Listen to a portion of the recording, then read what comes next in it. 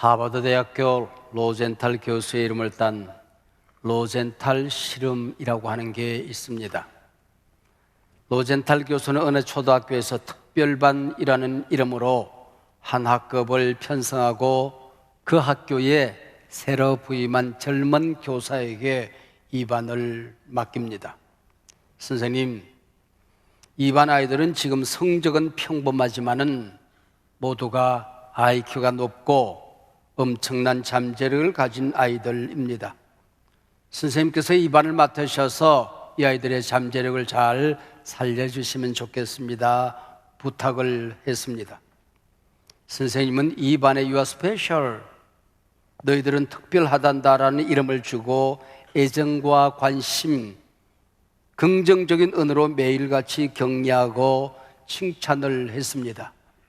1년이 지난 후에 이 특별반 아이들은 다른 반이 따라갈 수 없을 만큼 특별한 결과물을 만들어냅니다. 이 특별반에 숨겨진 비밀이 있었습니다. 이 반은 IQ나 잠재력 등에서 전혀 다른 반들과 탁월하기보다는 오히려 랜덤, 무작위로 모아진 아이들이었습니다. You are special. 이 이름 하나가 전혀 다른 결과를 만들어냈던 것이지요. 교육학에서는 이것을 피그말리언 효과라고 합니다.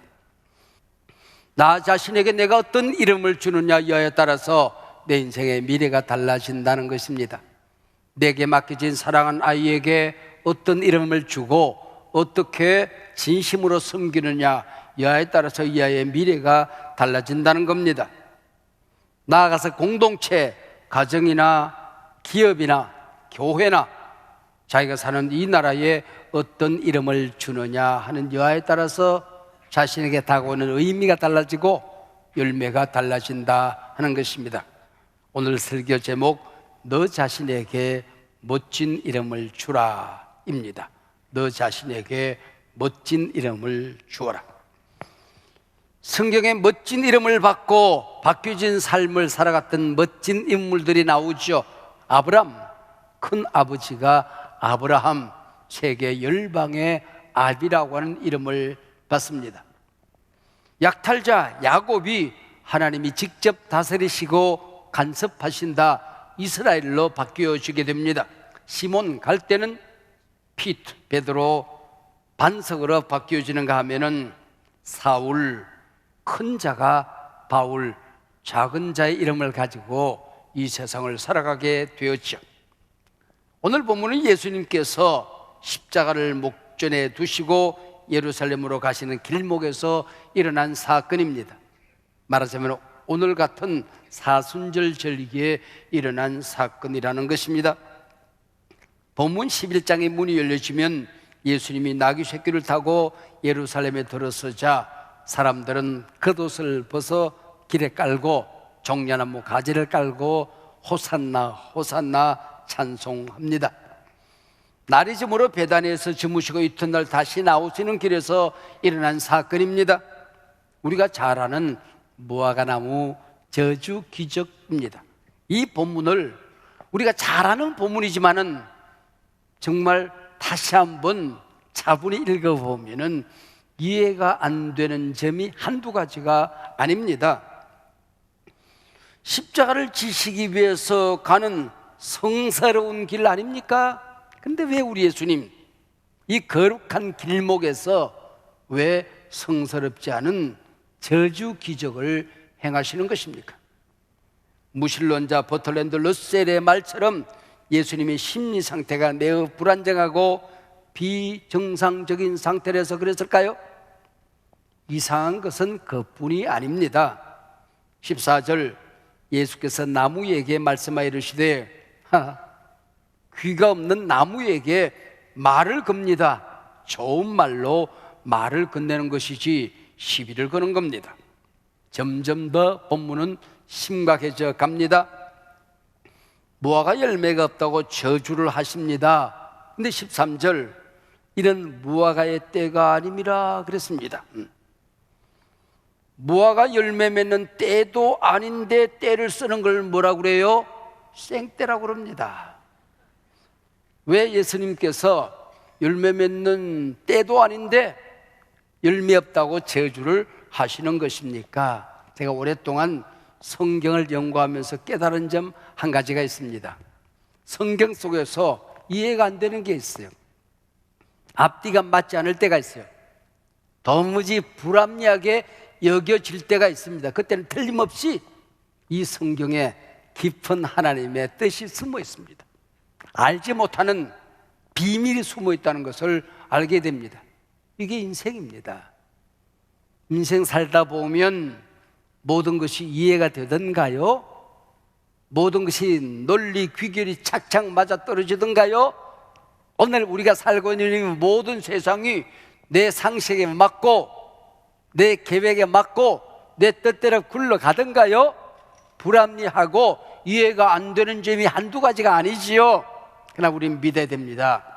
역사의 주인은 하나님이시다. 틀림없이 이 속에 숨은 하나님의 특별한 뜻, 계획이 있다고 우리는 믿어야 한다는 것입니다. 오늘 전반부 결론 말씀도 참 싱겁습니다. 이처럼 이해도 안 되는 사건 속에서 14절 제자들이 이를 듣더라. 그리고 전반부가 끝이 납니다. 아니, 말하면 듣는 것이야 당연한 거죠. 저절로 들리죠. 근데 왜 성경은 제자들이 듣더라 생뚱맞게 주석까지 붙이면서 끝을 내고 있는 것입니까? 그 다음에 끼어든 본문이 예수님께서 성전에 들어가 청결 사건을 행하시는 것입니다. 노끈으로 채찍을 만드시고 돈 바꾸는 자들, 우양떼들을 끌어엎고 화를 내십니다. 그리고 돌아오는 길에 보니 무화과나무가 뿌리채 말라있는 겁니다. 어떤 성경에 보면 뿌리부터 말라있다 그럽니다. 이것 역시 이상한 나라의 앨리스입니다. 잎사귀가 한나절쯤 되었을 때 마르는 것은 사막에서 있을 수 있는 일이지요. 근데 뿌리째 마른다. 뿌리부터 마른다. 그래서 이건 기적이라는 겁니다. 있을 수 없는 일들이 일어났다는 거지요. 베드로가 주님이 하신 말씀을 듣더라 그랬잖아요. 선생님, 저주하신 무화과나무가 진짜 말랐네요. 이때 흔히 기대되는 논리 귀결이 뭡니까? 열매 맺지 못하는 나무는 저주받는다. 열매 맺지 못하는 인생도 책망받는다. 경성해라. 정신 차려라. 이래 앞뒤가 맞는 것 아닙니까? 이래 논리 귀결이 착착 맞아떨어지지요. 근데 주님이 뭐라고 말씀하십니까? 22절 하나님을 믿어라. 이해가 안 되니까 믿으라는 거예요. 23절 내가 진실로 너에게 이르노니 잘 들어 그 얘기예요. 밑줄 쫙 그 얘기입니다. 누구든지 이 산더러 들려 바다에 던져지라 하며 그 말하는 것이 이루어질 줄 믿고 마음에 의심하지 아니하면 그대로 되리라. 24절입니다. 그러므로 내가 너에게 말하노니 무엇이든지 기도하고 구하는 것은 받은 줄로 믿으라. 그리하면 너희에게 그대로 되리라. 본문이 그렇게 이어집니다. 잠시 후면 예수님은 십자가에 달려 돌아가시고 만인간의 죄를 담당하실 것입니다. 곧 부활하십니다. 주님은 하나님 곁으로 승천하시고 제자들만 이 땅에 남을 겁니다. 그리고 주님이 다시 오신다 말씀했습니다.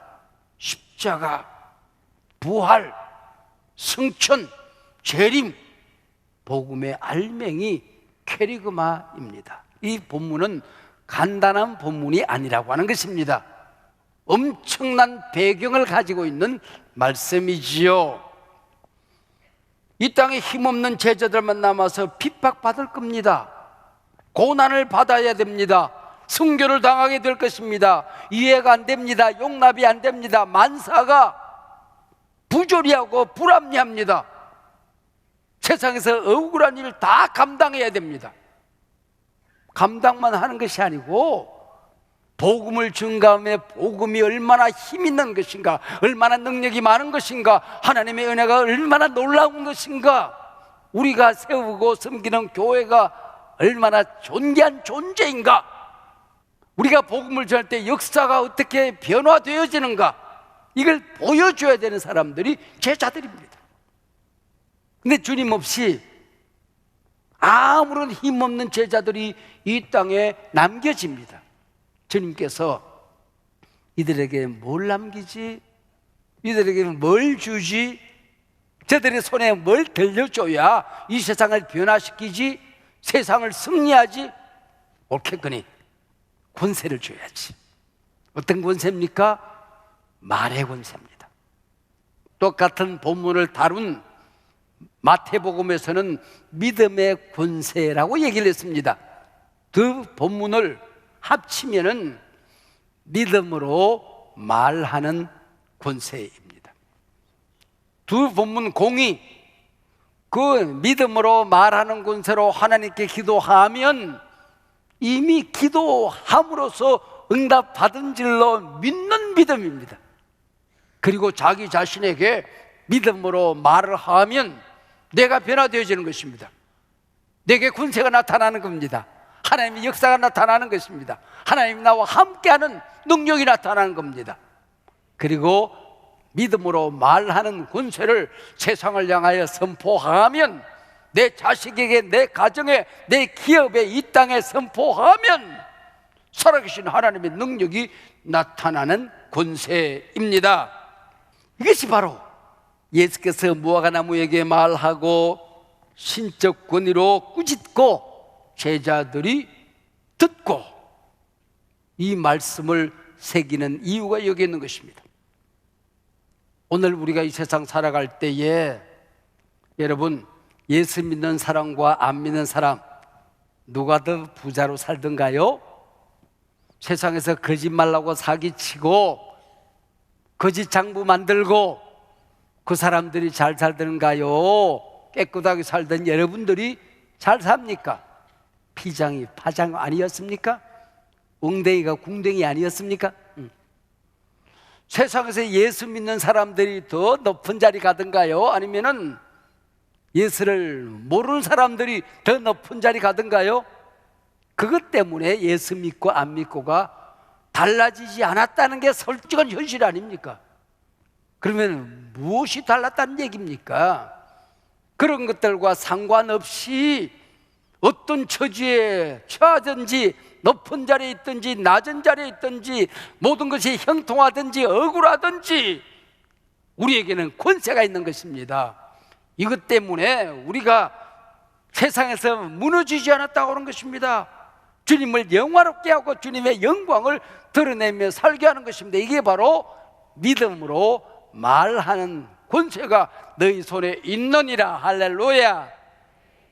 이 권세를 가지고 세상을 살아가라, 정복하라, 바꾸라, 그 얘기 아닙니까? 힘도 없는데, 억울한데 그래도 끝까지 이겨내라고 말씀하시는 것입니다.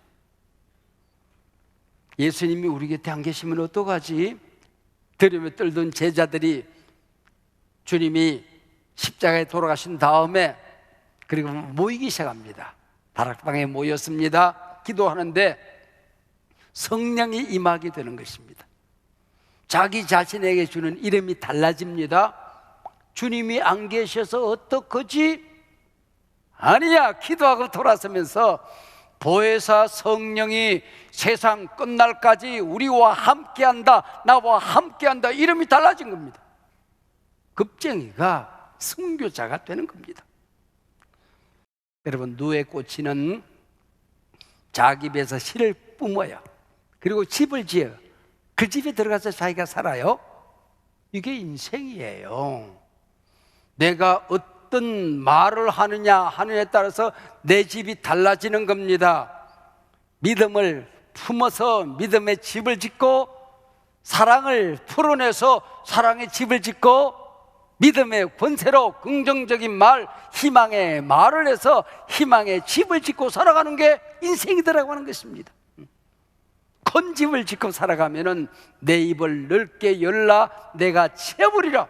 누가 채워요? 하나님이 채워주신다는 것입니다. 하나님께서 인간을 창조하시고 인간에게 그 어떤 피조물에게도 주지 않은 권세를 주십니다. 말하는 권세입니다.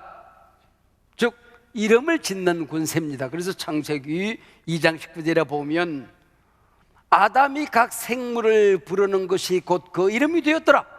이 지구촌이 인간이 이름을 주는 대로 그 생물들의 운명이 되는 겁니다. 이름이 되는 겁니다. 부모들은 자식을 낳고 자식의 이름을 줍니다. 그럼 평생 그 아이는 그 이름으로 살아가는 것이지요. 그 이름 외에 또 다른 이름이 있어요. 이 백지장 같은 아이들에게 엄마 아빠가 이름을 새깁니다. 전두변 뇌에 이름을 새겨. 망할 놈의 자식. 뭐 하는 거야? 너 낳고 내가 미역국을 먹었냐?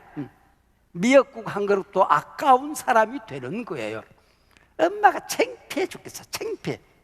평생 창피한 존재로 살아가는 거예요. 네가 잘하는 게 뭐 있어? 네가 잘하는 게 뭐 있어?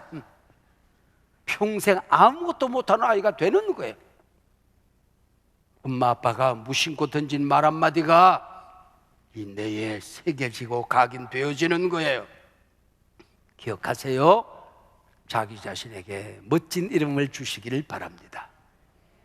내게 맡겨진 사랑하는 사람, 내 자녀들에게 멋진 이름을 주시기를 바랍니다.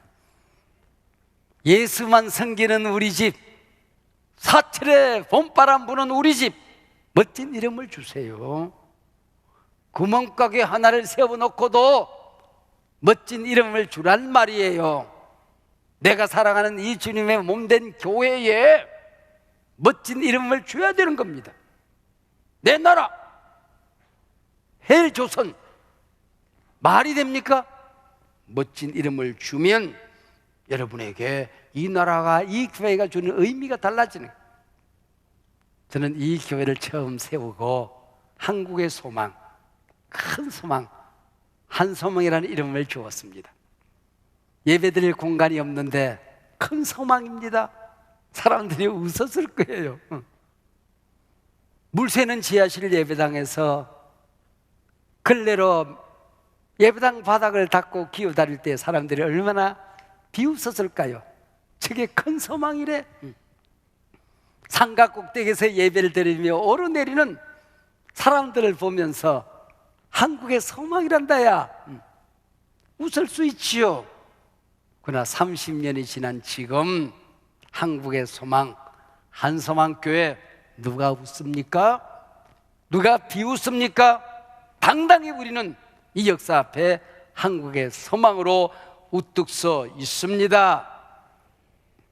하나님의 자녀들에게는 말의 권세가 있습니다. 말을 잘 하며 살아야 됩니다. 말 잘 한다는 것과 잘 말한다는 것은 다른 겁니다. 말 잘 한다는 것은 달변을 얘기해요. 다변을 얘기해요. 응변을 얘기하는 겁니다. 잘 말하는 것은 권세가 있는 겁니다. 진실한 겁니다. 감동을 주는 말입니다. 공감을 불러일으키는 말을 말하는 것입니다. 내 말을 듣는 사람들이 변화되어지는 예언의 능력이 있는 말을 의미하는 것입니다. 죽고 사는 것이 혀의 권세에 달렸나니 하나님의 사랑받는 사람을 보면 그 배후에 반드시 하나님의 사랑을 받을 만한 언어가 있습니다. 입으로 시인하여 구원에 이르느니라. 듣는 말마다 긍정하는 겁니다. 복이 되는 말을 긍정하는 것입니다. 이게 바로 시인하는 거지요. 말씀대로 이루어지이다. 이 시간에도 똑같은 말씀을 듣지만은 마리아처럼 네가 사내를 알지 못하지만은 네가 아이를 낳을 것이다. 이해가 안 돼요. 말이 안 돼요. 말씀대로 이루어지이다. 이 고백 하나가 만인간을 구원하는 메시아가 이 땅에 임하는 역사가 일어나게 되는 것입니다. 우리가 일상적인 한마디 말을 하는 것 같지만은 내 말이 어떤 말이냐에 따라서 그냥 말로 끝나거나 잘 말하는 말로 끝날 수가 있는 거죠. 주자의 말 중에 이런 말이 있어요. 남의 험담하는 사람은 경망한 자요, 이와 더불어 맞장구 치는 사람은 비겁한 자요, 이를 듣고 전하는 사람은 간사한 사람이라 그랬습니다. 교회에서도 흔히 사람들이 그렇게 말한다 그래. 그러면 안 됩니다. 여러분, 그건 자기 말이에요. 그게 말이 안 되면 거기서 잘라버려야지. 입을 막아야지. 자기 말인데 다른 사람을 빌려서 그렇게 사람들이 얘기한다고 그래요? 비겁하다 그 얘기예요. 여러분, 김영삼 대통령이 제일 잘한 게 금융실명제래. 제가 한소망교회 지금 실명제 하나를 선포하려고 그래요. 서문실명제. 여러분, 누가 얘기하든지 간에 이제는 사람들이 말하다라 그러지 마세요. 김택중 목사가 그러고 다닌다 그렇게 말하세요. 그럼 목사님을 그냥 거꾸로 십자가에 매달면 돼요. 다른 사람 핑계 대지 마세요. 야고보가 그렇게 말했어요. 내 혀가 불이니라, 도화선이라 그 얘기예요. 하나님이 주신 복이 있는데 사람들과의 관계가 있어, 은혜가 있어. 근데 그런 뭐 주댕이가 불이 되어서 하나님 주시는 복을 태워버리더라 그런 얘기. 그릇까지 다 없어지더라 그런 얘기예요. 꼭 부정적으로 말하는 사람이 있어요. 예쁜 꽃을 보고 그냥 예쁘다고 하면 될 텐데, 더럽게 예쁘네 그래요. 아니 그냥 예쁜 거는 뭐고 더럽게 예쁜 거는 뭐예요? 운동선수 보고 운동을 참 기가 막히게 잘할 때에 참 더럽게 잘하네 그래요. 그게 뭐예요 그게? 똑같이 말을 해야지. 우리가 말할 때에 우리 온 몸이 말을 들어요. 긍정적인 말을 하면 우리 온 몸이 긍정적으로 바뀌는 거예요. 부정적인 말을 하면 제일 먼저 들리는 게 내 귀고 사지백체, 내 몸입니다. 그래서 우리 몸이 말할 때 머리가 돌고 눈이 빠지고 간이 배 밖으로 나오고 간땡에 붙고 쓸개가 빠지고 살이 떨리고 우리 말에 이 지체가 말하는 표현이 참 다양하고 재미있지 않습니까? 이 지체가 말을 듣고 말을 표현하더라 그런 얘기예요. 사랑하는 여러분, 자신에게 절망이라는 이름을 붙여놓고 희망을 만들어가는 사람을 보셨습니까? 자기 인생에 더럽다는 이름을 붙여놓고 정결하게 사는 사람을 보셨습니까? 자기 인생에 비난, 비판, 비하, 무시라는 이름을 붙여놓고 칭찬받으며 존경받으며 살아가는 사람을 보셨습니까? 저는 어릴 때에 학교 갔다 와서는 산꼭대기에 올라가 나무를 한 짐 해가지고 옵니다. 고사리 같은 다리가 바들바들 떨면서 가파른 언덕을 내려옵니다.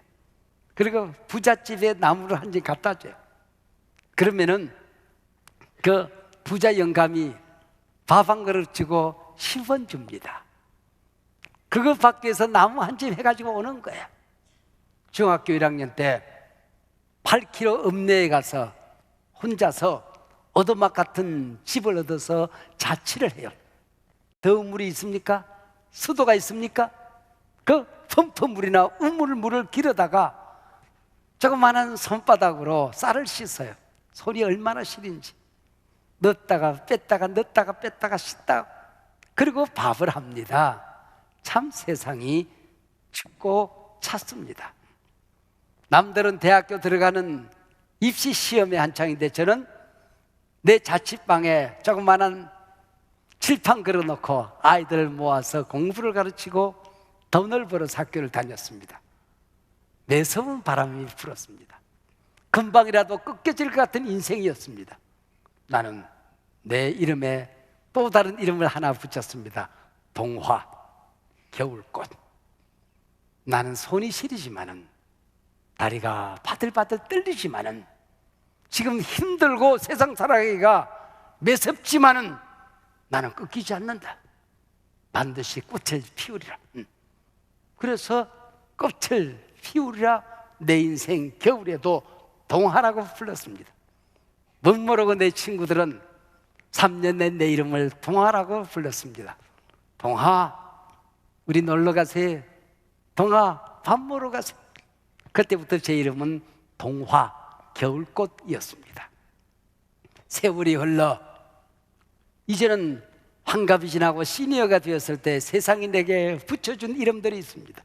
리질리언스, 탄력, 회복성, 꺾이지 않는 사명자. 그게 동화라는 이름의 또 다른 이름 아니겠습니까? 어떤 시인의 나를 키우는 말이라는 시를 오늘 설교 제목 본문 말씀과 연결해서 제가 시를 조금 바꾸어 보았습니다.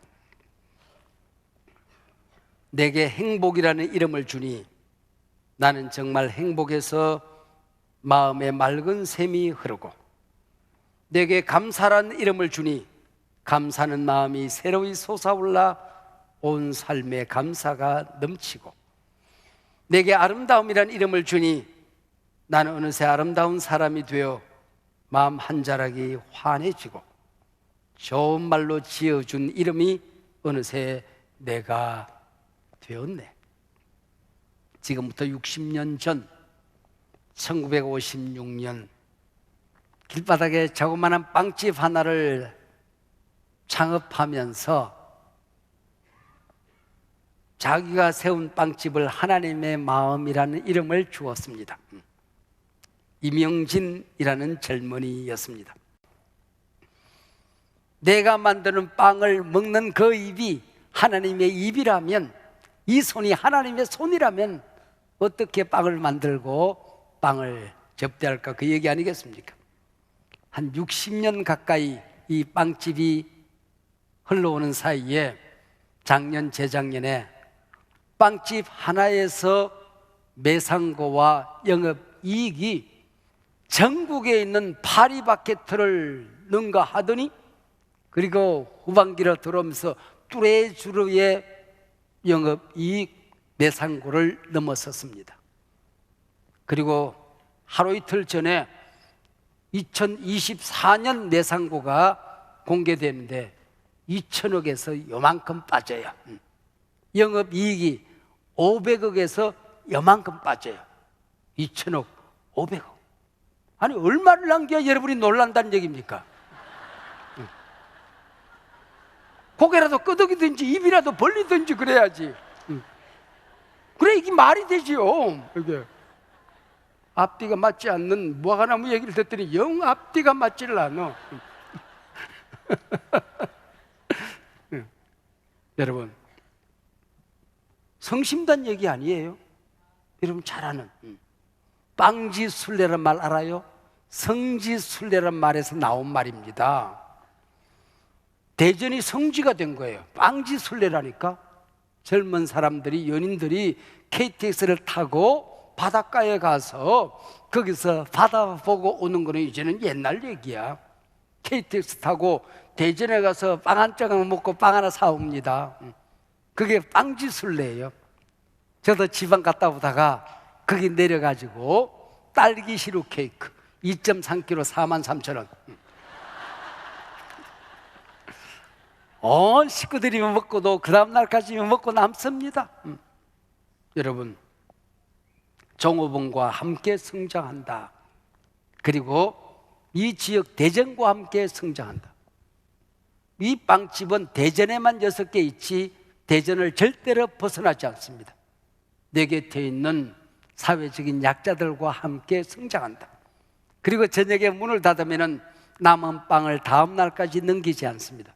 얼마가 되든지 간에 싸서 어린이 시설이나 보육원 그리고 시니어 시설에 갖다 줍니다. 요즘은 이게 다시쯤 되면 다 빵이 떨어져요.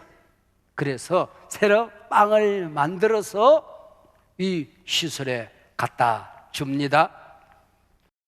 또 이 설교 듣고 난 다음에 생각나는 것은 빵집밖에 생각이 안 나. 설교 잘못 들으면 안 됩니다. 다른 거 다 잊어버려도 괜찮습니다. 너 자신에게 멋진 이름을 주라. 할렐루야. 오른손 가슴에 대고 따라하세요. 나 자신에게 멋진 이름을 주겠습니다.